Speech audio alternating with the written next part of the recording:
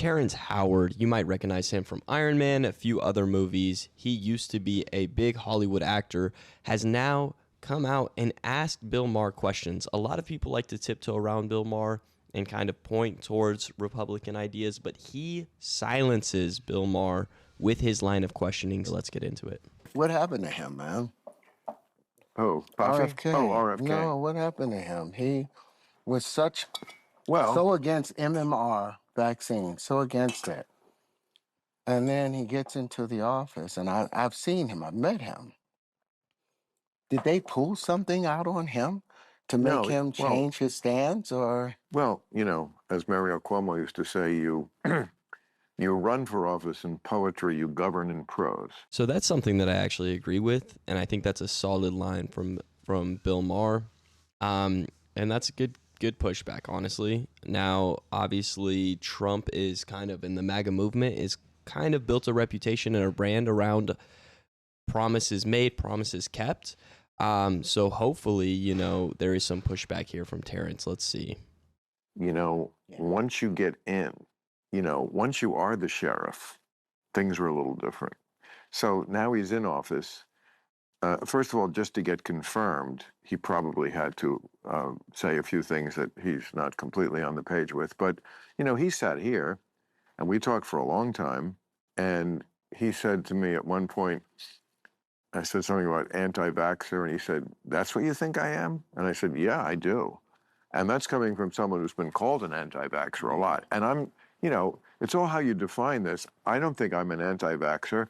I think vaccines are a great tool that we have. I just don't want everyone you come up with. I want to be able to make that decision for myself based on my personal health profile. And that's the very liberal argument. That's the very pro-choice argument, right? Oh, everybody's pro-choice except whenever it comes to vaccines, right? We're pro-choice with abortion. We're pro-choice with all these other things. But now with vaccines, it wasn't the case. So Bill Maher did have the more liberal take, but perfectly rational. It made the most sense. The entire process that they're working on is not to build humanity up, I don't see it. It's more so to tear us down. Because think about it. Again, who are we talking about? I'm still talking about the government as a whole. Either Democrat or Republican? Either Democrat or Republican. Uh-huh. Because if you go back to, like for me, when the vaccines first was coming out, and I was talking about not the COVID vaccine, just me dealing with my children about, am I going to vaccines to give them in school? And I was like, no, I don't want to give them the MMR and all of that, because when they don't need it. No, and when we were kids, back in 1969, when I was born, and they gave me the shot, it was delivered with duck embryo DNA. Then in 1970, when they got the abortion clinics, they started using human DNA. Now the duck Oh, that's fascinating. embryo DNA would not bond. It would deliver the vaccine. It would deliver the little protein that was necessary, but it didn't have any match to your DNA, so it would be taken out of the body. But because they're using human DNA cells from the abortion clinics, those now bond into our cells and try to bond with it. That's why we have all the psoriasis now. Did you see that much psoriasis back in the 80s? Back when you were a child, when I was a child, I didn't see it. Okay. It's starting to get deep, but it continues to get deeper and deeper, which is why I love these clips right here. It's also a known fact that when they come up with a drug and it doesn't work on one thing, or sometimes because it's like it works too well, in other words, it kills you, they don't throw it away exactly, because that's bad money after good, okay? What they do is they repurpose it. Retroactive. They do that many times. It didn't work on cancer, but we got a whole stockroom of it. No, I'm sure it's not quite like that, but it is suspicious. No. It's totally suspicious. And the worst part is, right, when they don't have the drugs and the drugs aren't as effective as they were hoping based off all the studies and everything that happened, what happens with big pharmaceutical companies? they don't need the drugs anymore. So where does it go? A lot of times it goes into our water. A lot of times it goes into our water. And now we can sort through and sanitize water with trash and the sewer water. We can go through and sanitize all of that. But you know what we can't sanitize and get out of water is chemicals, because chemicals are absorbed into the water, and it's not like there's a piece of, you know, debris that can be pulled out like with trash. That's not the case with our chemicals. So with that being said, obviously, you know, with these pharmaceutical companies, they are just not using the excess amount of drugs properly, and they're trying to figure out what to do with them. Just to me. Well, what made the cancer go away was the ivermectin, the antiparasitics, all of those All right. Hard claims like this YouTube doesn't like, so I disavow, but I don't know. Do your own research. I'm not a doctor. things that they were saying, oh, that you give to dogs, things of that nature, because cancer, I don't believe, and from looking at it, cancer isn't just some deformity that happens to a given cell. Correct. Cells have a fight against it. It's also a known fact.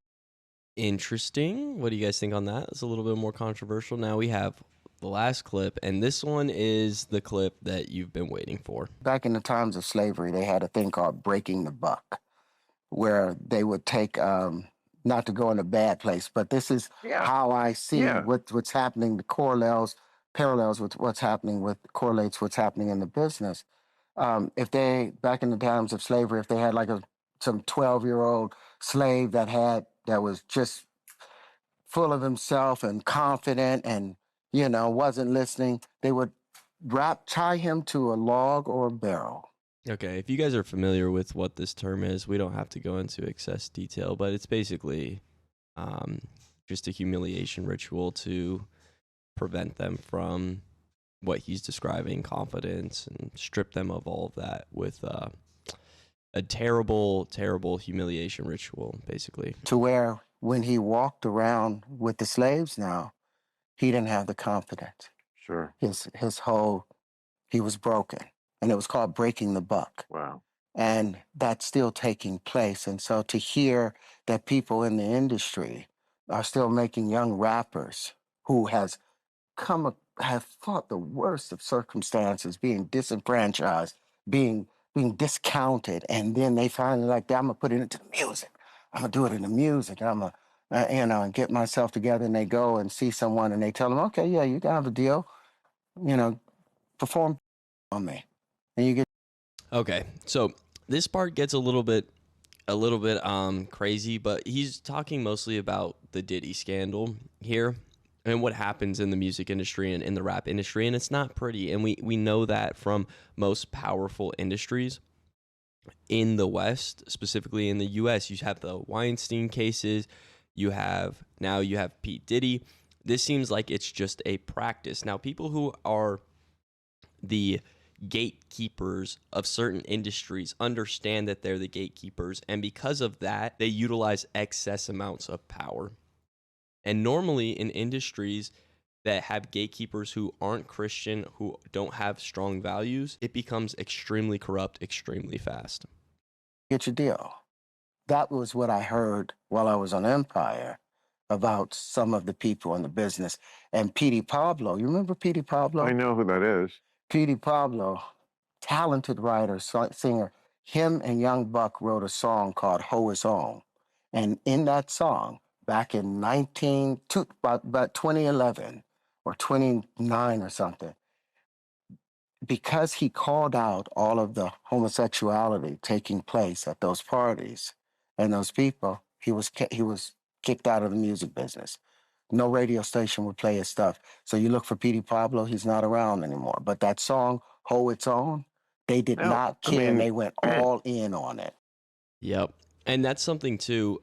Terrence Howard and 50 Cent do a great job of talking smack about the people in the industry who do this type of stuff, because rap used to be about being a real gangster from the streets, and sadly it hasn't been about that in a long time, and it's because of people like Pete Diddy who get up in these shiny silky outfits and dance around, and they don't even really rap, and then they just, they're They're just obsessed with power and humiliation and money, and it's really disgusting. What did you guys think of this? Because Bill Maher didn't have a lot of thoughts. He was pretty silent on a lot of these things.